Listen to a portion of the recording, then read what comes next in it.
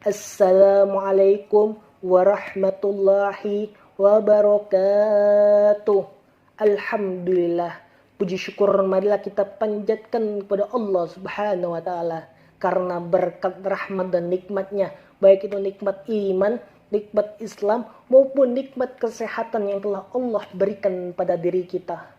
Salawat bermahkota salam tak lupa juga kita junjungkan kepada sang proklamator yang tak pernah naik motor, sang pahlawan yang tak pernah makan bakwan, yakni baginda Nabi besar kita Muhammad sallallahu alaihi wasallam.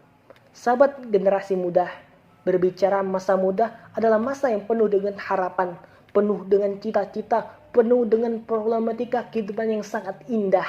Keindahan yang dihiasi dengan bentuk fisik yang kuat, berjalan masih cepat, pendengaran masih akurat, pikiran masih cermat, kulit wajah indah mengkilat. Oleh karena itu, pantas bila pemuda menjadi salah satu penentu maju dan mundurnya suatu bangsa dan negara.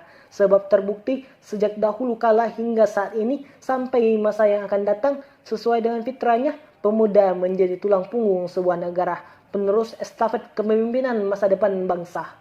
Profesor Dr. B.J. Habibie pernah mengatakan 5 kelemahan yang harus kita hindari, yakni lemah harta, lemah fisik, lemah ilmu, lemah semangat hidup, dan yang sangat ditakutkan adalah lemah akhlak. Jika 5 kelemahan ini melekat pada diri kita pemuda, kita yakin mereka bukan pelopor pembangunan, melainkan virus pembangunan, menghambat pembangunan, bahkan menghancurkan pembangunan masa depan bangsa. Sejarah mengajarkan pada diri kita selaku pemuda agar memiliki semangat juang yang tinggi bagi membangun masa depan bangsa. Memuda hari ini adalah pemimpin di hari esok. Sahabat generasi muda, maka dari itu pada kesempatan yang indah ini saya akan menyampaikan sedikit pidato dengan tema pemimpin masa depan berkarakter Islam. Allah Subhanahu wa taala telah berfirman dalam kitab suci Al-Qur'an dalam surah Al-Maidah ayat 3 yang artinya, pada hari ini telah aku sempurnakan untukmu agamamu dan telah aku cukupkan kepadamu nikmatku dan telah aku ridhoi Islam sebagai agama bagimu. Dari terjemahan ayat tersebut dapat kita pahami bahwa inilah agama Islam yang telah Allah turunkan kepada kita, agama yang sempurna. Agama Islam tidak perlu lagi ditambah dan tidak perlu lagi pengurangan, juga tidak perlu perubahan karena agama Islam Allah turunkan sempurna menyeluruh dalam segala hal.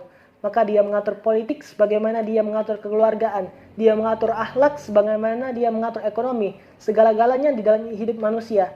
Maka termasuk kepemimpinan juga sudah diturunkan aturannya oleh Allah Subhanahu wa taala. Sehingga bukan hanya pemimpin yang amanah yang harus diwujudkan dalam Islam, namun juga sebuah sistem kepemimpinan yang amanah. Pemimpin yang amanah dalam Islam telah dicontohkan oleh Rasulullah dengan dirinya setelah Rasulullah wafat dan juga para khilafah, yakni Abu Bakar As-Siddiq, Umar bin Khattab, Utsman bin Affan, Ali bin Abi Thalib, semua telah tercampur dengan sempurna pemimpin yang amanah dan sistem pemimpin yang amanah. Rasul contohkan pula di dalam kehidupannya ketika beliau masih hidup di Madinah, bagaimana mengatur Madinah dengan syariat Islam. Setelah Rasul wafat dilanjutkan oleh Khulafaur Rasyidin yang mereka mengatur negaranya dengan aturan Islam. Mereka mengatur umatnya dengan aturan Islam, dengan sebuah sistem Islam.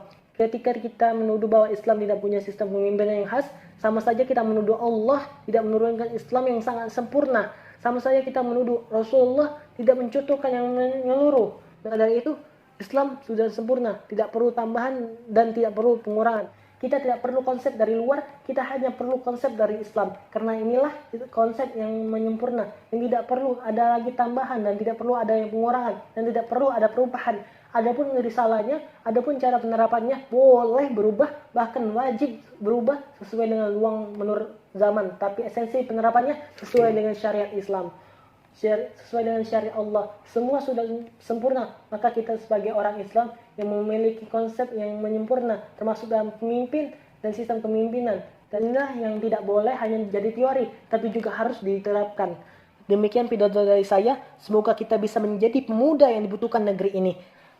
Burung Irian, burung cendrawasih. Cukup sekian, terima kasih. Wassalamualaikum warahmatullahi wabarakatuh.